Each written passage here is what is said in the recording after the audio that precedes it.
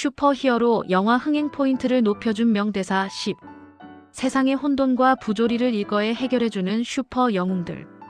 슈퍼히어로 영웅담 효과를 부추겨주는 요소 중 감칠맛 나는 대사를 빼놓을 수 없다. 코믹 영웅 산실 마블과 DC는 수많은 영웅들을 통해 다양한 대사들을 쏟아냈다. 조용히 이야기를 형성하고 캐릭터를 심도 있게 묘사하며 영웅심과 악행에 대한 숨겨진 진실을 드러내는 장치가 바로 대사이다. 마블 코믹스는 아이언맨에서 나는 아이언맨이다와 스파이다. 맨에서는 위대한 힘과 함께 등의 명대사를 탄생시켰다. 할리우드 흥행 전문가들은 대사는 단순히 사연을 전달하는 방식뿐만 아니라 슈퍼히어로가 펼쳐주는 스토리텔링의 진심 유머, 그리고 인간성 등을 강력하게 드러내주는 장치라고 역할과 기능을 풀이해주고 있다. 흥행가를 수놓았던 슈퍼히어로, 장르의 여운을 남겨주고 있는 명대사 베스트 10은 다음과 같다. 추천은 영화 전문지 프리미어. 1.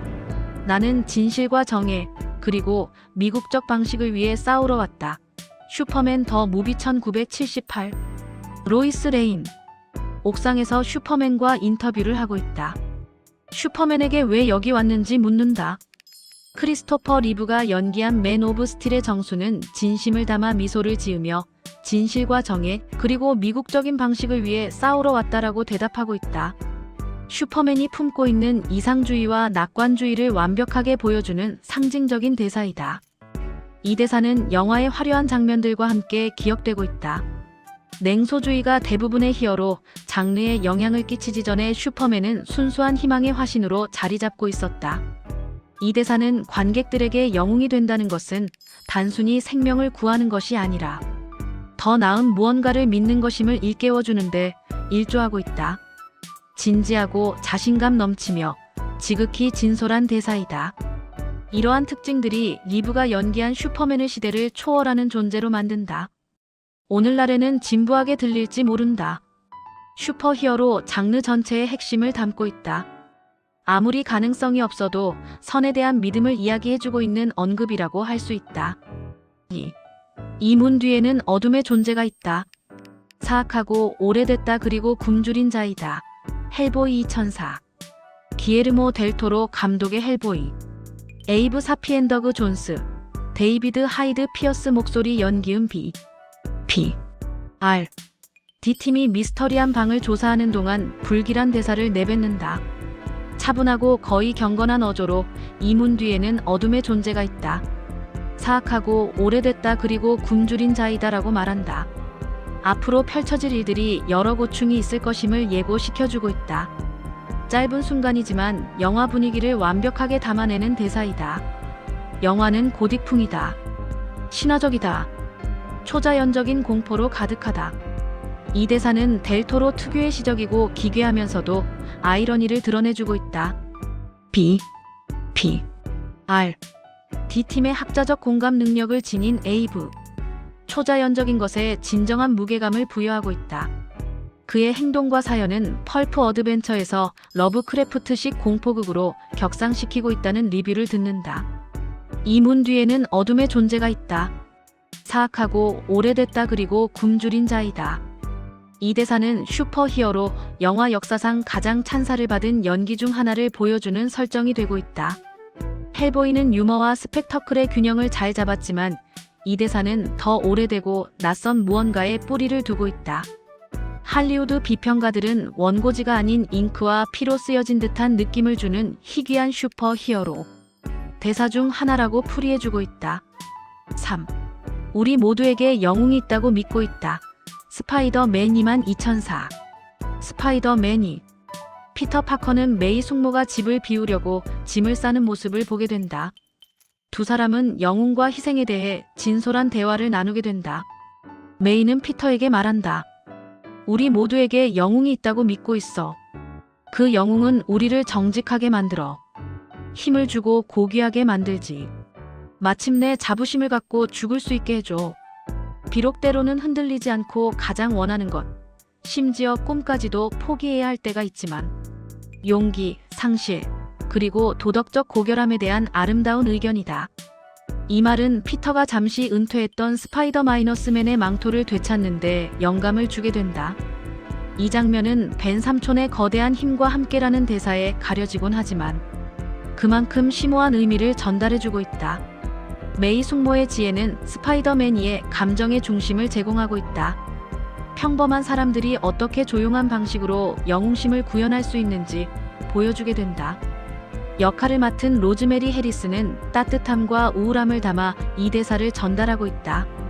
시대를 초월하는 무게감을 선사하고 있다. 슈퍼히어로 장르의 영혼을 말해주는 순간으로 기억되고 있다. 영웅심은 운명이 아니라 선택인 것이다. 4. 인생은 암캐야. 나도 그래. 배트맨 리턴즈 1992. 배트맨 리턴즈. 배트맨과 캣우먼이 옥상에서 처음 마주치게 된다. 캣우먼 미셸 파이퍼는 장엄한 선언을 한다. 배트맨을 갖고 놀다가 옥상에서 떨어뜨린다. 채찍으로 그를 붙잡는다. 그녀는 비웃으며 말한다. 인생은 암캐야. 나도 그래. 분노 그리고 회복이 완벽하게 어우러진 대사로 받아들여지고 있다. 셀리나 카일이 희생자에서 포식자로 변하는 과정을 생생하게 보여주는 대사이다. 미셸 파이퍼가 배역을 맡은 캣우먼을 잊을 수 없게 만들었던 뒤틀린 권력의 기운이 뚝뚝 떨어지는 순간이 생생하게 펼쳐지게 된다. 그녀는 자신을 짓밟았던 세상을 장악하고 있다. 여성을 향해 쓰였던 단어를 거침없는 분노로 되찾아오고 있다. 안티히어로가 유행하기 훨씬 전부터 이 대사는 트라우마를 강인함으로 승화시켜주고 있다. 장난기 넘치고 날카로우며 비극적이게도 인간적인 대사라고 받아들여진다. 가면과 발톱 뒤에 숨겨진 자존감의 선언이다. 복수, 젠더 정치 그리고 해방을 이처럼 날카롭게 담아낸 슈퍼히어로 대사는 거의 없다는 찬사를 듣고 있다. 오, 이제 내가 당신을 대신할 차례이다. 하지만 성형외과 의사가 항상 말했듯이 가야 한다면 미소를 지으며 가시라. 배트맨 1989. 팀 버튼이 블록버스터 장르로 각색한 배트맨. 악당 조커는 치명적인 퍼레이드를 펼치며 고담시에 돈과 음악을 쏟아붓는다. 풍선을 통해 독가스를 뿜어내는 만행을 태연하게 자행하고 있다. 조커는 선량한 시민들을 조롱하며 말한다. 이제 내가 너희 같은 보잘것없는 놈들을 실패하고 쓸모없는 삶의 짐에서 벗어나게 해줄 차례다. 하지만 내 성형외과 의사가 항상 말했듯이 가야 한다면 미소를 지으며 가거라. 이 대사는 기괴하면서도 동시에 유쾌함을 던져주고 있다. 잭 니콜슨이 연기한 조커 역할과 극적인 악을 완벽하게 요약해주고 있는 대사라고 할 수 있다. 니콜슨의 연기는 유쾌할 정도로 과장되어 코미디와 공포의 경계를 아슬아슬하게 오가고 있다. 이 대사가 효과적인 역할을 해낸 것은 순수함과 사악함을 동시에 갖추고 있는 조커 캐릭터이기 때문이라는 찬사가 제기되고 있다.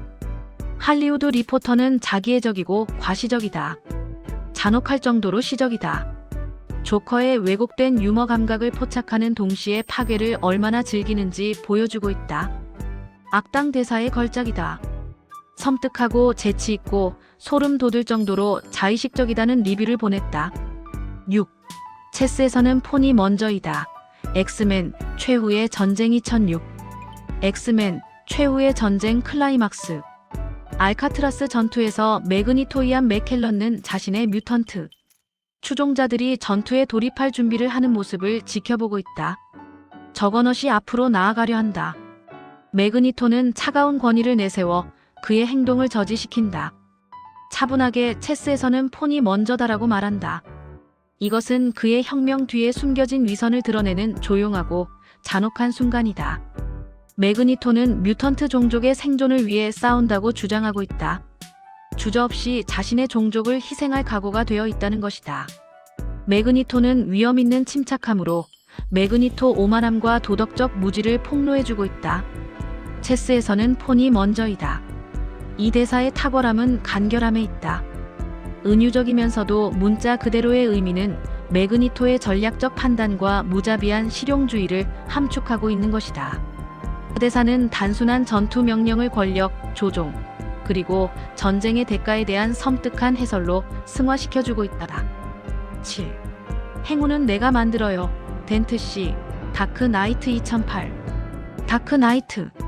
하비 덴트 아론 에크하트는 법정 장면에서 특유의 양면 동전을 던져 자신이나 레이첼, 도수 중 누가 사건을 맡아야 할지 결정한다. 동전이 덴트에게 떨어진다. 그는 씩 웃는다. 행운은 내가 만든다라고 말한다. 매력적인 자신감의 표현이라고 할 수 있다. 이 장면은 어떤 것도 우연에 맡기지 않는 고담의 백기사의 대담함을 반영해주고 있다. 돌이켜보면 이것은 덴트가 투페이스로 비극적으로 변모하는 과정을 섬뜩하게 예고하는 장면이다. 통제와 공정함의 상징이었던 이 동전은 이후 운명과 트라우마로 인해 뒤틀리게 된다. 덴트의 자만심 넘치는 대사는 세상을 자신의 뜻대로 조종할 수 있다는 그의 믿음을 드러내주고 있다. 믿음은 폭발 사고로 인해 상처를 남기면서 산산이 부서진다. 유명한 영웅으로 죽든 말든 이라는 대사에 가려진 장면은 덴트가 이상주의자에서 복수심에 불타는 우연의 심판자로 전락하는 과정을 조용하게 보여주고 있는 것이다. 8. 내가 당신과 함께 여기 갇혀 있는 것이 아니다.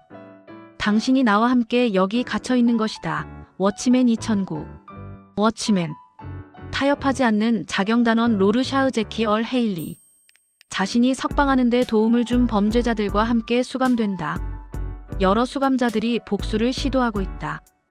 감금 생활이 범죄자들의 잔혹함을 순화시키지 못했다는 것이 곧 드러나게 된다. 긴박한 식당 장면에서 깡패 한 명이 로르샤흐를 공격하려 한다. 로르샤흐는 단번에 그를 제압한다.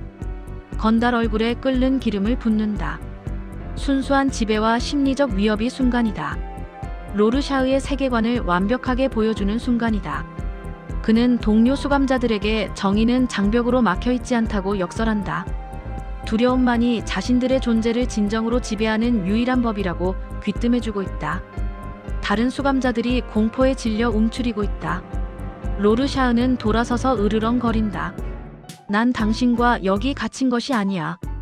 당신이 나랑 여기 갇힌 것이야. 대사는 끔찍하면서도 강렬함을 전달해주고 있다.